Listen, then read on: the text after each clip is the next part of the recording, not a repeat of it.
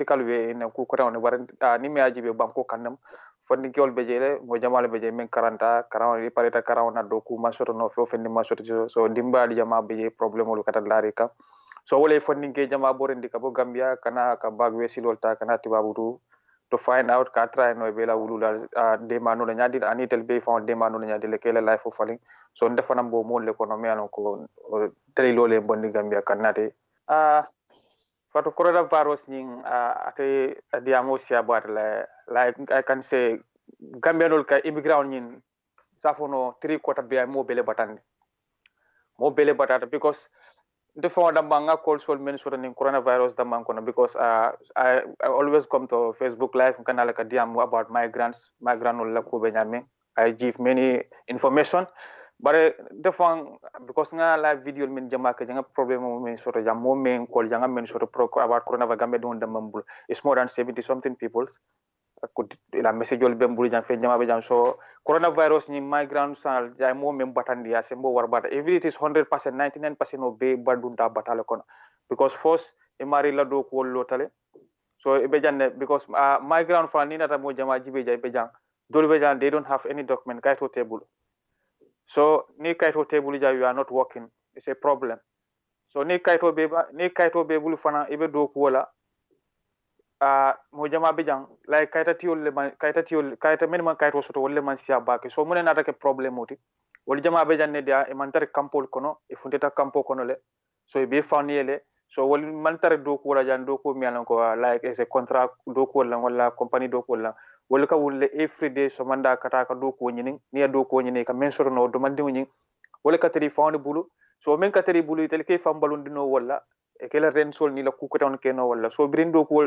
corona na rawat men do ko stop ta everything close ta rek mo jama be ja batatal because ko do table because mo jama fana be ja bank account o soto no jang so ni account table ja ite ka do mandi mo soto no do be je ko do man tari bulu ja do mandi mo men bol boli ka fa wol ke fam balundi wala ko afay kana family fana de ma wala so ko do be je fana ka account o soto so kon so coronavirus ni na wato fana jam mo jama bale batata jam because I receive many lot of calls many right and ndako ka fa be janne ko do fon table if in balwo fon because in the I have witnessed one person on that me an ko domoro fon même fam domoro ta min kala isan Gambian ko ko ku jama be ja be mo ka sarano bari mol be jele coronavirus ni mo Gambian mo jama batandi ja e tora well to tell you the truth Gambia masakunda ma affaire soto Gambia don bala in Europe I can say in Italy the migrants especially the migrants migrant I know some boys me and boys hold them on we inform each other ni problem soto ta jang wala mo someone mo fata wala ku ko den kata jang boys hold them on le ka wuli kalo nyoje because modol be je well Kabamba communication on the mountain about you go to Facebook live or the mountain we have WhatsApp group, this migrant group, WhatsApp Italy and other things. So Jamaica communicate no word on Kanyo Faham no, but government is not doing anything. Gambia government they don't even have embassy in Italy. They don't even have embassy. Only embassy me alonka Kano Italy la and Malta or other places. Australia is ambassador member Spain. Oban Spain for regular know how because last time interview with in Paradise TV akafo there are no Gambia don't mean Italy ibetene they are in good condition they are and abema get tonyati because government they are not doing anything for the boys all men alonko bejam we have a counselor here in Milan Italian donum neither the counselor him for if to see him for is a problem neither the appointment of a men for wala kamen ke like abejele drongo is just like is a counselor Italian diuna barama for fending sort of Gambian legend so Gambian member and government didn't have anything to do with them government me fasa government mantar loli la kola ta fast if in foreign minister they have email ol senior janne kaitan de jam bol be jam because we have information janga for bol be jam me Gambian they have this coronavirus still now I don't have any reply from the foreign minister. Lamin Tamba is a regular Gambian migrant in London, and this is what he said. Yeah, you know what? See, this is what I like about Gambia. In difficult times, we look after each other. So we are here in the diaspora, we are worried about the Gambia and the coronavirus and the lockdown and the government's failure to help people during the lockdown in the Gambia. Gambians in the Gambia are worried about us in the diaspora because they're seeing so many deaths, so many cases In England now, it's probably the highest death rate in Europe, almost close to it, if not the highest. I think it's the highest if I'm right. And my family calls, my friends in the Gambia call, oh my God, we are worried about you in the United Kingdom. And I'll say in return, I'm more worried about you in the Gambia than I'm worried about me here. You see what I'm saying? So during this difficult time, we're helping each other. I've seen charities that I've contributed to, that have participated in the management, buying rice, buying oil, buying stuff to help families back home. So I'm so happy that Gambians are concerned about us. But this is my fear here. When Gambians come here on a visit visa or on a student visa or on other types of visa, it does say no recourse to public funds, which means once you're in the country in England, you cannot claim any benefits. You cannot put your hands on any public funds.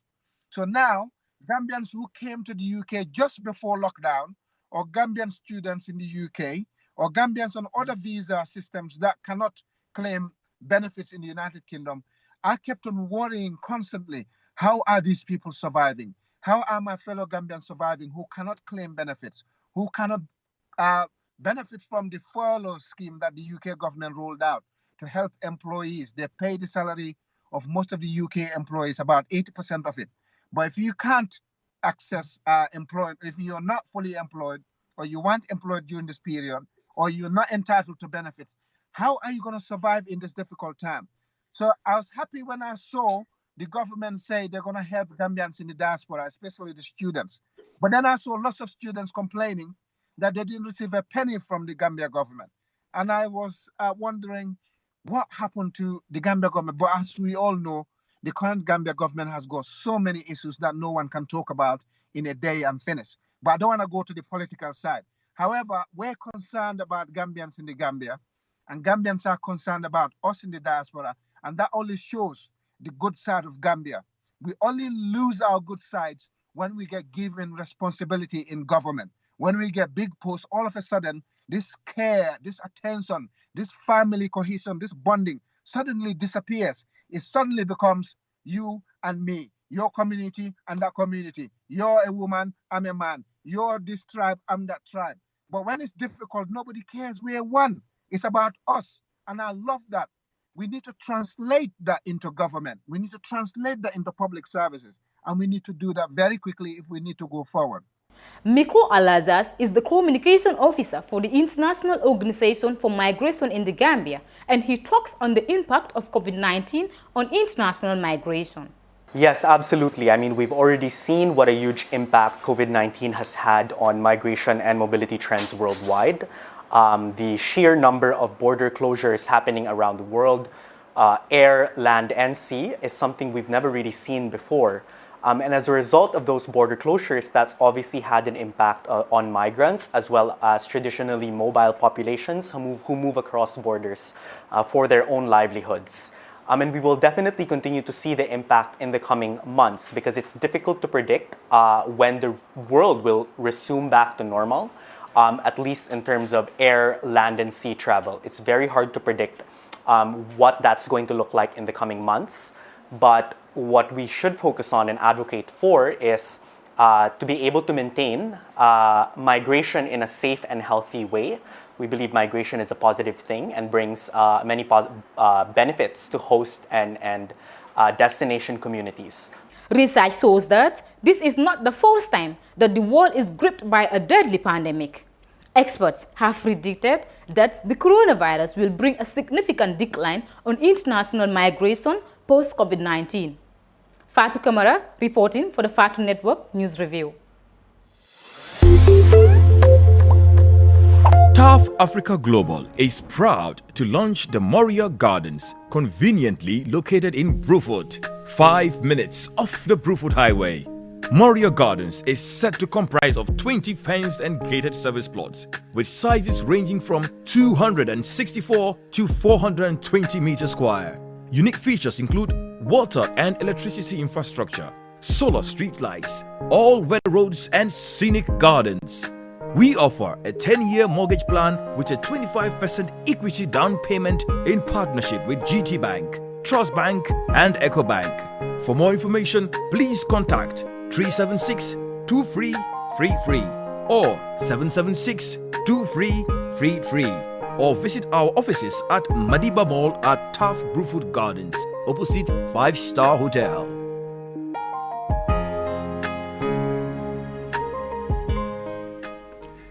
So our interview with the United States Ambassador will come a little later. But before that, ABM COVID Gambia on Tuesday invited stakeholders in the fight against COVID-19 to its mask production center in Serekunda. ABM Gambia, COVID Gambia is an organization of Gambians who came together really to develop solutions over the coronavirus pandemic. Jaka Sisejete was there and she came through with this report. A group consisting of 4 Gambians united to create an association named ABM COVID Gambia with the purpose of gathering various professional expertise and resources to develop pragmatic solutions as contribution towards the prevention and fight against COVID-19.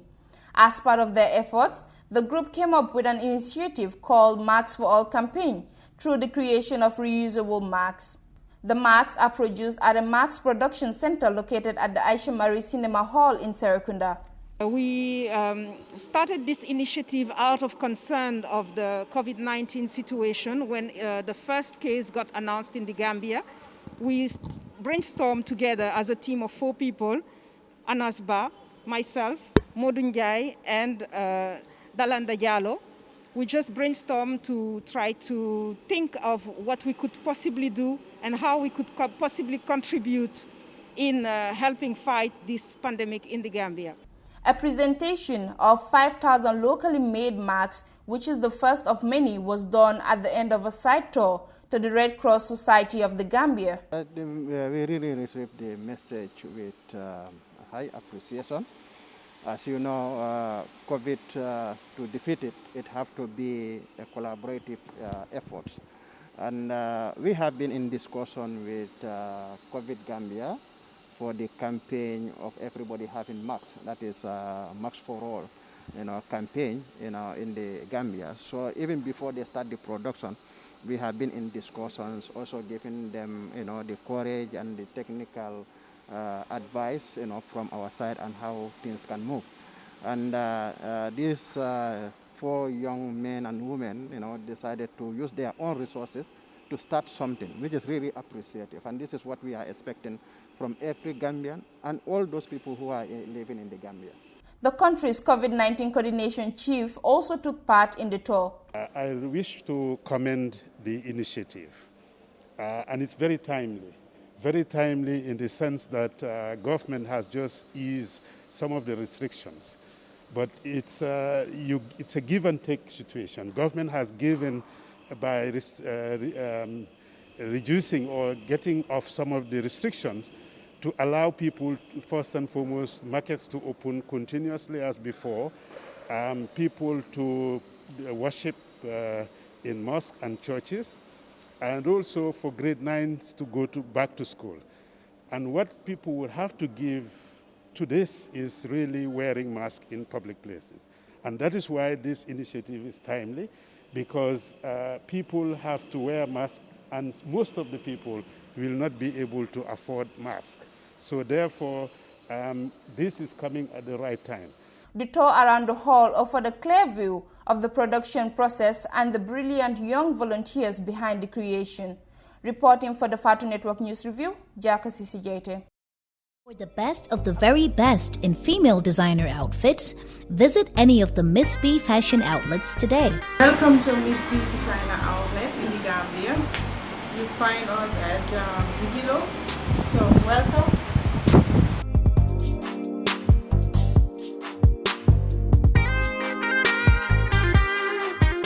We sell beautiful women's blouses of different colors and sizes you are guaranteed to love. We also have classy, beautiful evening dresses, quality sequin women's clothes, and beautiful branded shoes and bags to satisfy the shopping needs of every woman. We also sell stylish suits and blazers for men, 100% cotton t-shirts, quality jeans and khaki pants, branded dress-up shoes and sports shoes for men, caps, designer shades, belts, wallet wallets, watches, you name it. In our cosmetics section, we sell designer perfumes, body creams and washes, shampoos, etc. Visit us today at Bigelow between Cocoa Ocean and the Atlas gas station, or at the Mall of the Gambia, or better yet, call us on 349-5498, 346-0061, or 768-2486.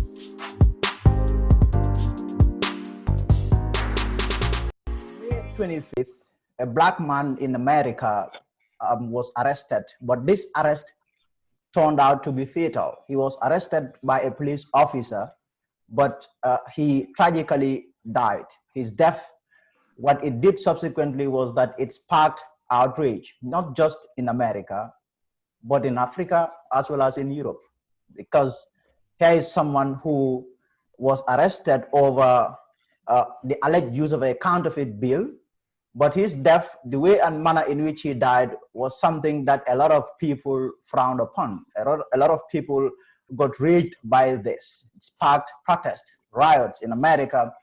Protest also, pockets of protest also happen in Europe as well as in America. My guest today is the ambassador of the United States to the Gambia, Ambassador Richard Carl Pascal.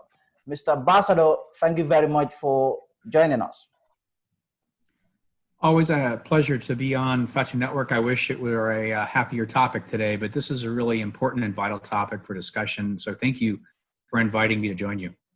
Thank you, Ambassador. So I want us to discuss a few things, but we will start with the killing of George Floyd there, something that has really brought back to the fore the issue of racial inequality in America. So as someone who represents America abroad, first of all, I want your reaction. What do you make of his death there?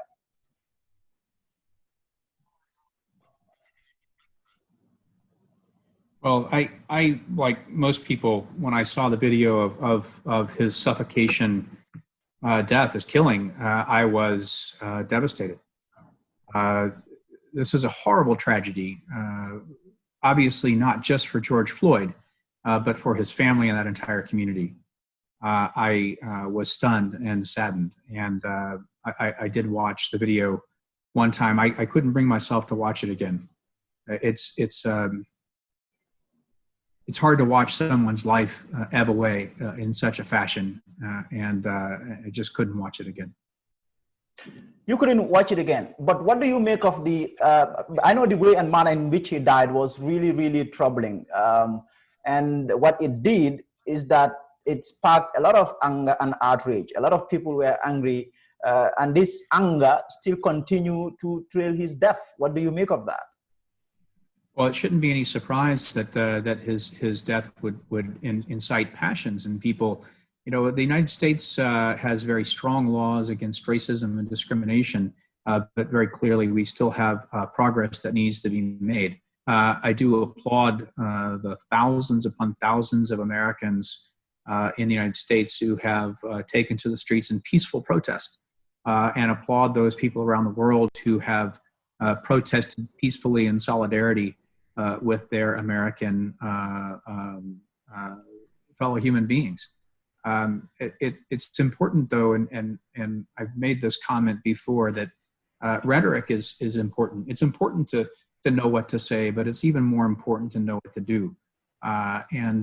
Of course, the legacy of slavery and racial discrimination is a part of American history, and it's part of our past. It's a legacy that we continue to struggle with very clearly, but we all must be committed together, united, not just in saying the right things, but in actually taking action on a daily basis in our own personal lives and in our spheres of influence to try to press for equality, fundamental human rights and dignity for all human beings, regardless of who they are, where they're from, or what their personal lifestyle or conditions are like. We just have to respect each other and do well and do good by each other.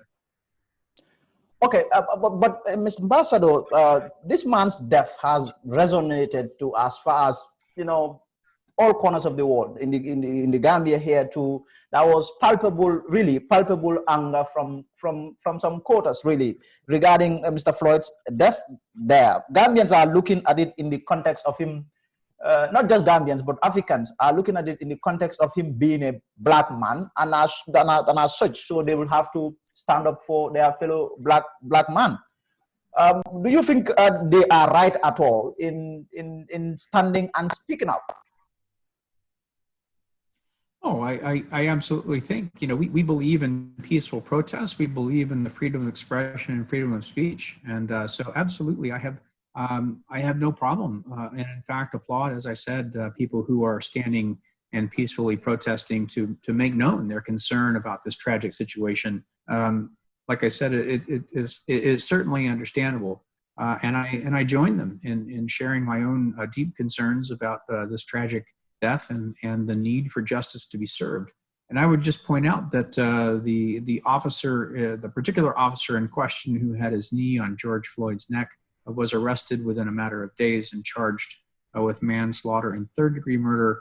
Upon review of the initial investigative findings, the Attorney General in the state of Minnesota upgraded those charges on the first officer to second-degree murder, and in fact arrested the other 3 officers who were on the scene as part of the accessories to this murder. This is an important step that this is taking. The justice system is moving. I would also say that we have federal laws, and of course it's a little bit difficult to describe the U.S. justice system because it is somewhat different from the Gambian justice system, although I know, and I am not a lawyer, there's certainly other lawyers in the Gambian lawyers who could explain it better than I can, but I would just look out for an announcement in the coming days. We will be hosting, or the American Corner, which is still functioning in a virtual space, will be hosting a discussion with our diplomatic security special agent at the embassy and our regional legal attaché, FBI agent based in Dakar in the coming days. We'll be announcing that soon. And that would be an open Facebook Live session for people to submit questions about these cases, but also more generally about the U.S. justice system. But the federal government, at the direction of President Trump and Attorney General Barr, immediately directed the Federal Bureau of Investigation and the Department of Justice to launch investigations into George Floyd's death, to look at the violation of federal law that may have taken place. And so the wheels of justice are turning in this case. And of course, it does take some time. Of course, the wheels of justice are certainly turning. But then, I mean, what we have also seen is that you mentioned your president there, Mr. Trump, but his handling of this issue. I mean, we've seen what has happened in terms of the way and manner in which he's responding to this issue. We have seen even some of America's generals coming out to really, be in disagreement with the way and manner in which he was trying to bring in the military into this. Well, we're one of the very few countries where there can be such a vibrant debate over a very current and hot button topic, where people are free under our Constitution to speak and to express themselves. And I think this is a really good example of that fundamental respect for that freedom of expression and freedom of speech that the United States stands for and champions around the world. So now let's, I mean, you are serving America's interest in Gambia. So I'll bring you a little home, back to Gambia, because your country is the most powerful country. One really can say that. But what we have seen is that the Gambia's police chief, because we have at least 2 groups that want to stage a protest, that want to come to your gate, your embassy gate, and protest against Mr. Floyd's death there. But we have seen our police chief drag his feet to Gambians planning to protest there on the ground that is this, of course, that is a state of emergency situation in the country. And there are suspicion that America might have had a hand in this, in ensuring that the protest doesn't happen. Is there really, what do you make of that? That fear, that suspicion that America must have or might have, spoken to our government not to allow anybody to come to their compound and then protest? Well, that's baseless. I would say no. In point of fact, we encouraged when we were asked. We encouraged that the the legal authorities here in the Gambia review the application as they would any other. As I said, we stand for peaceful protest and freedom of expression, and certainly believe that's the case here.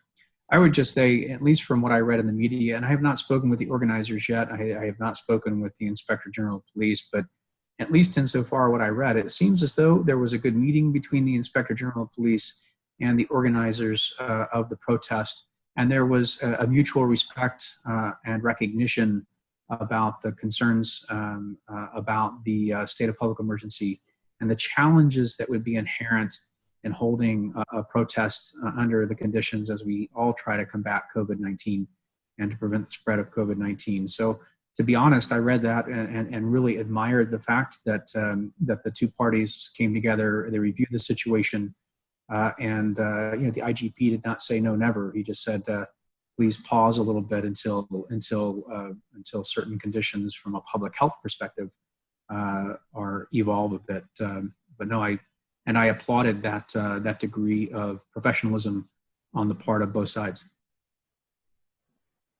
Yes, in your statement there, you did indicate your conviction as well as that of your team. The statement you released shortly after, Gambians also started to react to Mr. Floyd's death there. But here in the Gambia, there are two things. But while Gambians really want to rail against the death of Mr. Floyd, they also want to, bring to the attention of your embassy and the world at large, the death of Mr. Momodu Lamin Sise, a Gambian citizen living in the United States. Do you know anything about that?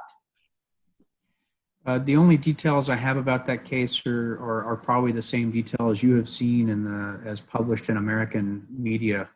I can assure you that I have expressed my condolences to the family, and very heartfelt condolences. The loss of a child is always a tragedy, regardless. I also did confirm, I spoke with the Gambian ambassador in Washington, the Honorable His Excellency Dada Fadera, and confirmed with him as well as with the Department of State that the State Department have facilitated contact between Ambassador Fadera and his team, as well as the Gambian honorary consul in the Atlanta area, to ensure that they were in touch with authorities in the state of Georgia to ensure that they could fulfill their obligations to represent the family of Mr. Cisse to access as much information as possible.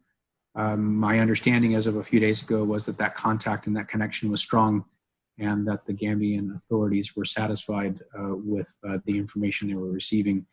The investigation of this incident that involved local law enforcement in 2 different counties in Georgia is under thorough investigation by the Georgia State Bureau of Investigation. And I do not know how long that investigation will take. But I do expect, as is the case with such investigations, the results will be made public. And of course, the Gambian embassy and diplomatic personnel and consular personnel are at least connected with the authorities, so that they will know when that report of investigation is nearing conclusion. Okay, thank you for that there. So now let's talk about the issue of racism in America. In your opinion, what do you think is the shortest route for America, or the shortest route that America should take in ensuring that there is racial equality in your country? Oh, that's a great question. For me, I think that at least in my own personal life, it's been important to open my ears and open my heart to understand what my friends and colleagues who come from communities of color, African American, Hispanic, and others, as well as my female friends and colleagues who still suffer discrimination in many respects, what they go through, and to understand what transpires in their lives on a daily basis. You have to have compassion. You have to have an open mind. You have to open your ears. But we as humans oftentimes want to impose our own impressions and our own understandings. These are our own biases that come naturally for everybody around the world, no matter where you're born or what kind of a family you're born into. You are taught things as a young person, or based on your experiences, you will have preconceived notions, prejudices, and biases. And it's really important to understand that these, although they may be unconscious biases, they exist. And it's important to open your ears and listen and to try to learn from other people, and not to simply dismiss their experiences as somehow not real simply because you haven't experienced it yourself or because you haven't witnessed it yourself. And that's really the fundamental path to better understanding, not just within the United States between, different people of different colors or different identities in different ways, men and women, etc. That's really what's important around the world. It's impossible for anyone to go to a place and hope to understand that place if they won't open their eyes and they won't open their ears and they won't open their hearts to understanding better from the people around them. And so I just encourage anyone listening to me that please have an open mind, open your ears, and take it in. Doesn't mean you have to agree. It's often important that we agree to disagree, but that we agree that that's okay too. And what does law enforcement, what role do they have to play in this? Because these are the people that are supposed or expected to protect people. Everybody in any climate, in any given society. Should those law enforcement officers be found on the the issue of directing the racism to be people that are having that mindset? Do you think there is a need for law enforcement officers anywhere, not just in America, but anywhere, to be at a certain level in terms of their mindset when it comes to racial equality? I think it's really important to point out that while tragic, I have to say I am personal friends with a number of law enforcement officers, both in federal law enforcement as well as in local law enforcement. I have a very good friend. In fact, his father was an African diplomat in the United States and ended up staying in the United States after a coup in his own country. And this friend is an American citizen by birth, was a law enforcement officer, retired as a police chief, and is now a police reform advisor. But the fact is, the vast majority of law enforcement officers comport themselves with tremendous respect and professionalism and do so honorably and well. But no one is above the law. No one can be outside the bounds of justice. And so where offenses and violations of the law occur, regardless of who commits them, they must be dealt with equitably within the justice system. And certainly, it's absolutely important. And many different local police forces around the United States have done this. But it's very important to have training about unconscious bias. It's also really important that that police who are policing areas get to know their communities and get to establish relationships within those communities in order to be far more effective in what we call community policing. And those are all important objectives and important priorities. And again, like I said, many different police forces around the United States have embraced these concepts and have implemented them. It doesn't mean that there aren't occasional problems at all, but it does mean that they have trained their force and are positioned to respond to incidents when they occur. What do you make of the role of the policy makers as well as politicians, political leaders in this? Oh, that's a great question. This is a whole of society, whole of government issue. How do you provide effective security and law enforcement in a society and do so in coordination and frankly in partnership with all elements of society? And that's a difficult challenge, and it's a challenge that continues to exist. And certainly policymakers and politicians, people in elected office have a significant responsibility to ensure that the objectives that are being sought are very clearly stated, that they are legislated appropriately, that they are funded and resourced appropriately, and that other aspects of community security outside of law enforcement are also funded adequately to ensure broad-based human security in any country, United States included. Thank you, Mr. Ambassador. There. So now let's talk about a few other things, beginning with the crisis there, the crisis that has gripped the world, the coronavirus pandemic there. Your country is one of the hardest hit. America is the world's most powerful country. I'll go back to that again, whether you believe it or not. And one would think it would be the last country to be badly impacted by any crisis, just any crisis. But this is clearly not the case. What do you have to say about this? Oh, this is a huge problem for the world at large. And I think I've made this remark before, in fact, might have been with you, that this shows just how interconnected the world is. We all have to be looking out for each other. We all have to be cognizant of the things that impact others. The world is interconnected now in a way that it never has been in the past. And acknowledging that and putting in place the proper mechanisms to ensure that these types of pandemic diseases are tackled immediately, that information is transparently and fully shared and is crucial. And that's a primary objective of the United States government, has been for a long time. In terms of the impact on the United States, yes, it's been very serious. I do think one of the challenges that we have in the United States is that as Americans, we value our liberty and our freedom. And so the requirement to have lockdowns and whatnot has been very challenging in our communities, just as it is here in the Gambia. As you know, Gambians enjoy socializing and going out and meeting with friends. It's been difficult. The government's efforts to impose the restrictions here have also been challenged.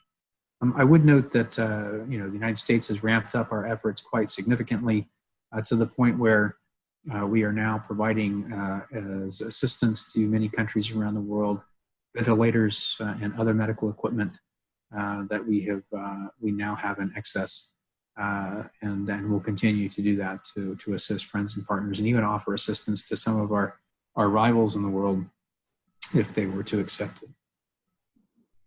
Also, after this crisis blows over, what would be the lesson there for your country?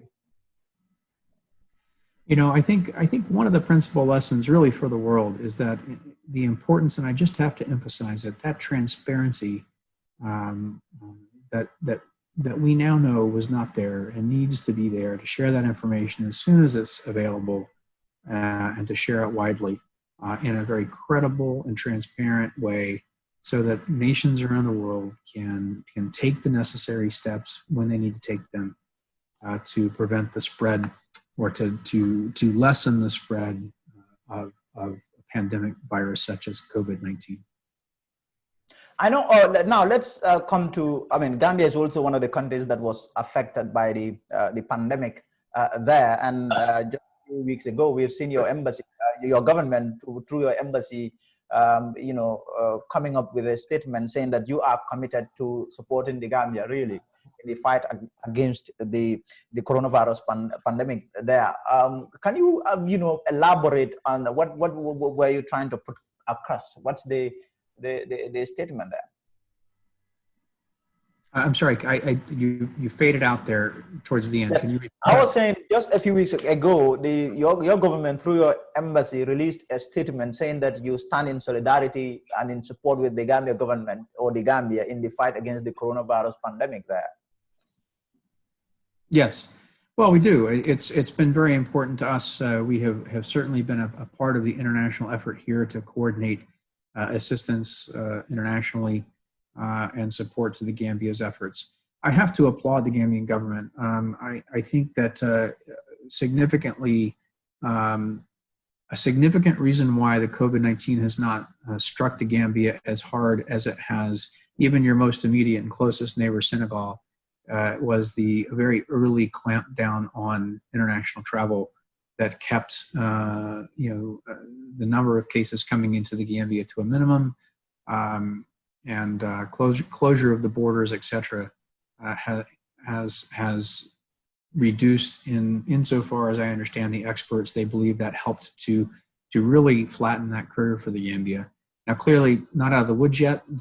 We see spikes in the virus, even in some countries that thought they were past the peak. They're having a second upward trend as they seek to relax some of their social distancing measures. And it's a very difficult question But I would just exhort and state again our full support for the Gambian government's efforts in this regard, and I applaud the Gambian people who took this so seriously, and really I know many Gambians that I talk to, wear a face covering when they go out, are very careful about hand hygiene, washing their hands, all of the things the government has been asking its citizens to do. I hear from so many that they're implementing those, and I would just encourage people to continue doing that. Stay safe and healthy, and look out for your family and your neighbors, because we are all in this together. Thank you. But Mason, in the Gambia here, when you a certain powerful country talks about support, what comes to mind quickly has to do with the issue of money support, in financial support, aid. I mean, we've seen, countries like China, how it has been working with the Gambia in terms of extending financial support to the country.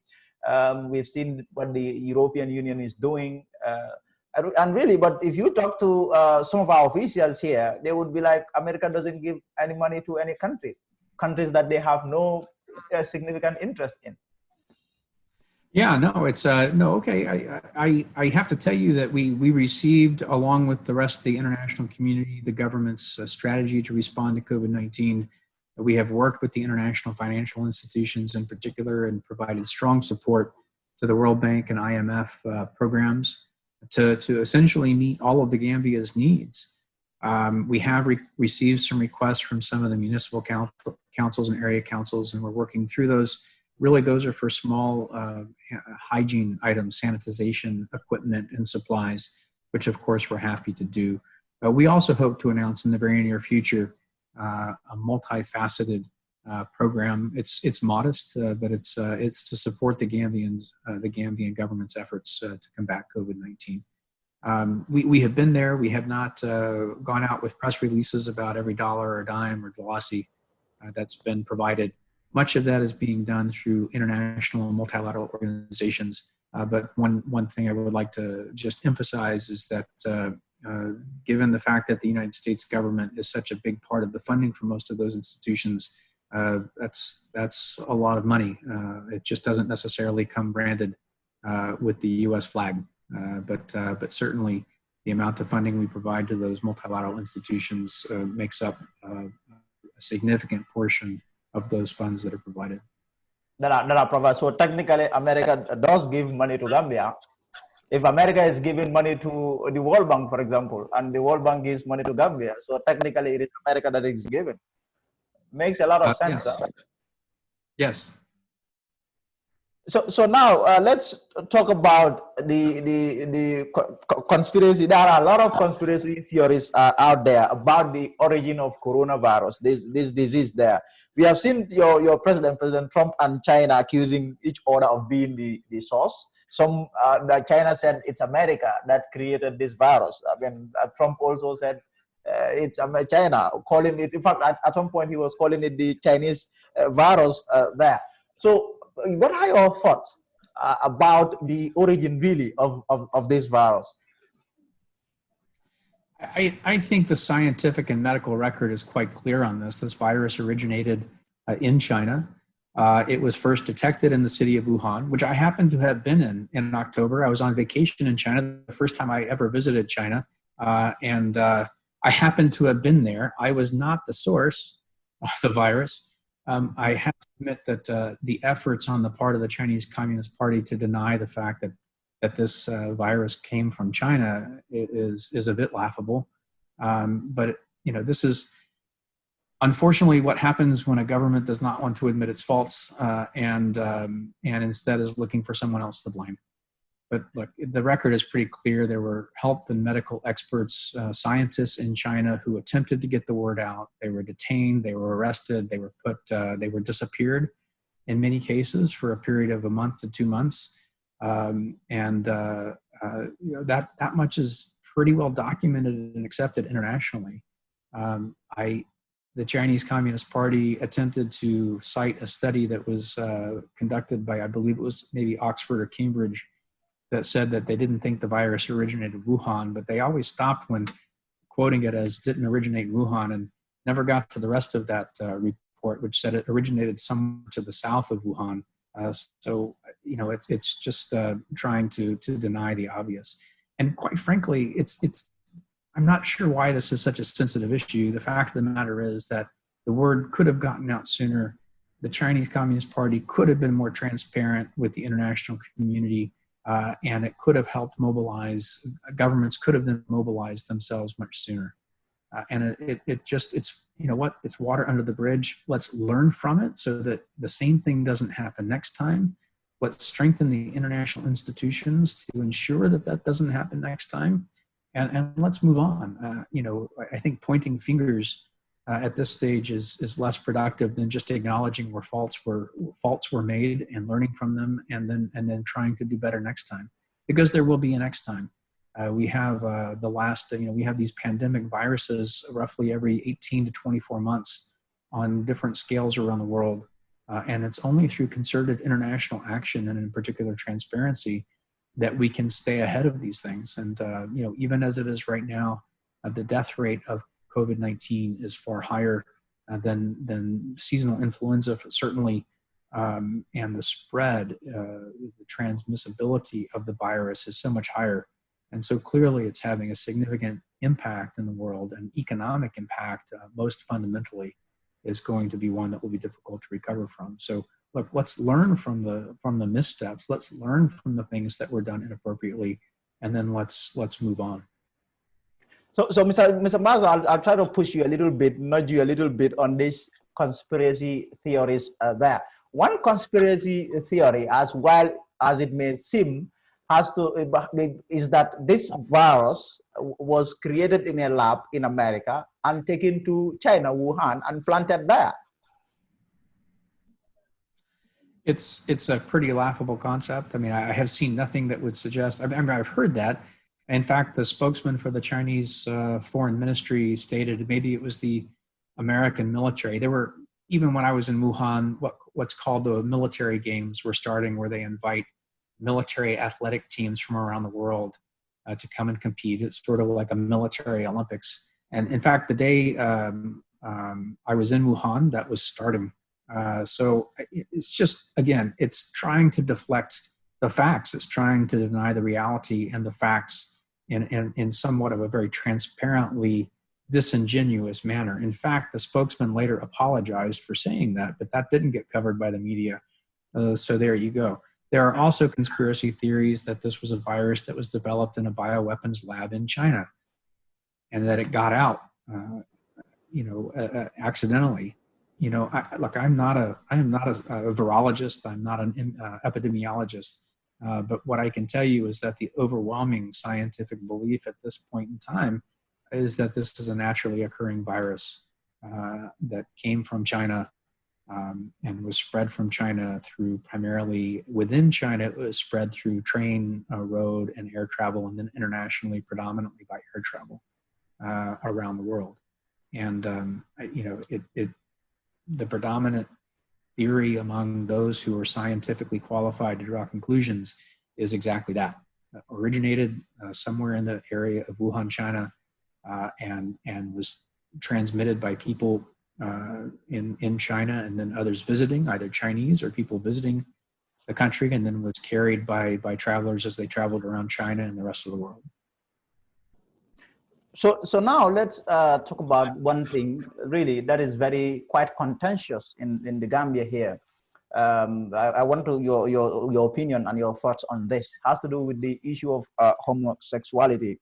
A lot of Gambians say the West, including America, is trying to make them accept something that is in conflict with their values there. The leaders of the West and Africa always say they would work together based on shared values. All the time, when journalists ask Western diplomats, Western officials regarding their relations with African countries, they want to anchor this on shared values.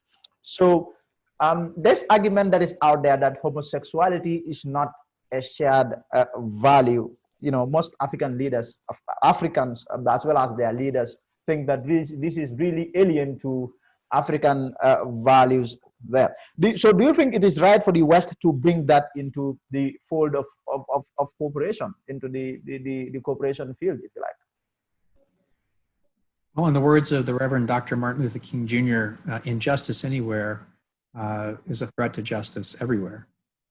Look, I am not going to compromise on my personal commitment to treating everybody with dignity and respect. It should not matter what their sexual orientation is or the gender identity. That really shouldn't matter. If you are willing to carve out a group of people, a class of people, to be targeted for injustice, then you cannot say you stand for universal human rights and dignity for all. So, for me and for my government, it's extremely important that we point out that human rights mean for all humans. It's not trying to push a lifestyle on anybody. Nobody's asking anybody to be gay.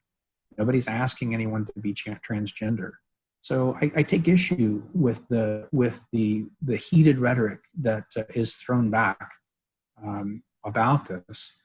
I respect people's opinions. I respect that people have different opinions about this, but I just would ask that as a fundamental basis, as we talked about at the top of this program with regard to the challenges of racism and other forms of discrimination, I just ask that people treat other people with dignity and respect. And as I said, open your ears and open your eyes and help try to understand someone else's perspective on this. So I realize the case of what is good for the goose is also good for the gander. Is that what you are saying? That's the way to put it. It's just, I feel if you start to identify groups that you do not have to respect because of a particular aspect of them, that's what leads to discrimination for a wide variety of things. You have discrimination based on ethnic origin and identity, languages spoken, education achieved, whether someone is physically or intellectually disabled. I mean, you have a whole long list. It just simply is not right. So no, I stand for human dignity. I stand for the rights of all, the fundamental human rights. And, there must be, and I applaud the National Human Rights Commission statement on this. This is equal justice under the law. People should be treated equally. They weren't championing or advocating for any particular lifestyle. They were just saying that their mandate, their mission, based on how they are formed by law, is to advance human rights and dignity for all Gambians, which, I applaud, and I just disagree with anyone who says you should carve out certain groups of people from that very laudable mission. But then clearly, the recommendations from the National Human Rights Commission wasn't very much popular. A lot of people continue to lash out at the commission, but not just the commission. There we also seen the European Union through their ambassador, of course, make similar statements, comments there, and still a lot of Gambians have been coming out to criticize, to attack both the Human Rights Commission as well as the EU via their ambassador there. So your country, America, do you intend to engage the Gambia government as well as Gambians, of course, generally, to really find a way of making them, understand or accept, gays in Gambia? Well, I think this is an issue that Gambian society has to struggle within itself on. I certainly, as I just said, my position is very clear on this, and we certainly advocate for the rights of all and the fundamental human rights of all Gambians, as well as all human beings around the world. I think it's really a tragic situation if you have some people deciding that we can deny rights to certain people because of who they are. So this is an important issue, and certainly one that we do engage on. We just do so more quietly. So now let's talk about something that a lot of Gambians do not know about, really. It has to do with in the late 80s, 1988, I believe, NASA chose Gambia as one of its emergency landing sites. I think it was in the West Coast settlement of Bafuloto. Do you know anything about this? Yeah, in fact, if I understand correctly from a Gambian I spoke with and just a little bit of the records, the international airport in Yundum, the runway was actually lengthened by NASA. It was a recovery site for when we were flying the space shuttles into space. If they needed to abort takeoff, they could land right here in the Gambia. So there was a long-running cooperation between the Gambian government and the United States government with regard to the American space program. It is something that I've been meaning to try to find time to research a little bit more, try to meet some of the people who might have been around who worked with the NASA scientists and engineers who would deploy to the Gambia whenever there was a space shuttle mission that took off. But it's an interesting aspect of the many different ways our two countries are connected. Connect. So, but this privilege there, do you know whether NASA, since you said, of course, you are trying to do some research, but do you know whether NASA, there was any commitment on the part of NASA regarding this privilege? My understanding is that there was some improvement projects that were done at the time. This was really back in the 1980s. At one point, I believe it was the early 1990s, they changed. This was all with how the direction the space shuttles were launched in out of Florida, Cape Canaveral, Cape Kennedy, Florida, when they at the Kennedy Space Flight Center. And it was the way that they were launching them for the first 10 or 12 years. The angle of launch meant that the airport at Yundum was a good option for emerging. Then at some point in time, they changed the direction of the launch, and so it no longer was a good option for emergency landing just from the angle of the spacecraft was flying. But I quite honestly, again, it comes back to I don't have records at the embassy about that era. It's just so long ago. Those records were long ago retired, and which is why I'm hoping to try to find some way to maybe work with a Gambian, maybe someone who's interested in Gambian history, a young Gambian, university student or something who might want to do a research project on our behalf and look into this and go out to these communities and start talking to them, some of the former government officials who might have been involved in the various ministries, etc. But I really am desperate to know a little bit more about this. More about this there. Thank you. So I'll ask you one final question, Mr. Ambassador. In terms of the great wealth gap between highly industrialized nations, countries such as your country, the United States, and African countries, I mean, take the Gambia for example. Do you think it is time for the issue of debt to be cancelled on poor African countries in order to allow them to effectively fund their various very critical sectors such as healthcare, if you like, and education? No, that's a great question. Thanks for asking it. I first became much more aware and knowledgeable about the debt problem when I was a mid-level diplomat working in Washington as the desk officer for the Democratic Republic of Congo. And we were working through the process for what was at that time called the Highly Indebted Poor Country, HIPC, debt relief program. Look, the United States government has long been in support of debt relief, but it can't be unconditional. One of the real challenges right now in the world is that governments are getting themselves in trouble with debt, and especially with under some very bad terms with certain countries based on short-term political imperatives or personal imperatives, as opposed to long-term debt management and financial and fiscal stability, as well as not adequately addressing problems of endemic corruption. And so the United States position for a long time has been to be supportive of debt relief, but conditioned on putting in place the mechanisms to combat corruption so that if debt is relieved, which frees up more within the budgetary fiscal space for a country, those freed up funds are not just going to corrupt officials or corrupt people in the country, but are actually being put to the good of the people of that country. And that's been our position for a long time, and maintain and continues to be our position. The United States doesn't really actually hold any debt for the Gambia specifically. And also there's something called the Paris Club, which is what sponsored the HIPC, the Highly Indebted Poor Countries Initiative. And in fact, Paris Club countries don't hold very much of the Gambia's debt either. Most of the Gambia's debt is actually domestic. It's held by domestic entities in the Gambia. I believe it's over 50%.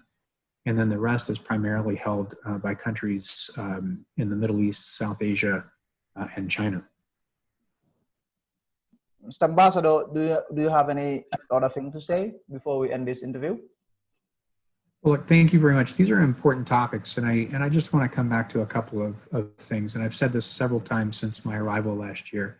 Yeah, this is a small world in reality, and we're all interconnected. I'm really proud to be the American ambassador to the Gambia. It truly is a wonderful country, and I have missed being able to see in person so many Gambians as I normally would, with the COVID-19 restrictions, and I look forward to the day when COVID-19 has been battled and we can all get together again in more personal settings. But I just want to encourage my Gambian friends to please stay safe and stay healthy, stay motivated. As I noted before, we are all in this together, and we'll succeed with this just as with other things together. Thank you so much. And I understand you love traveling to Gambian villages there. I do. This is a stunningly beautiful country. And, the Smiling Coast, I realize that probably was developed just for a tourism, slogan, but this is one of the most hospitable, warm, welcoming places I've been in my entire life. And I'm just really proud and happy to be here. My wife and I both love being here. And we look forward to whatever time is left for us here in the Gambia and forging more friendships and partnerships while we're here. Mr. Ambassador, thank you very much for your time there. I appreciate it. Thank you. Thank you, and take care. We'll see you soon, I hope. Thank you. That's it for this interview there with the American ambassador, Mr. Richard Carl Pascal there. That's it for this interview. Thank you very much. Until next time. On May 25th,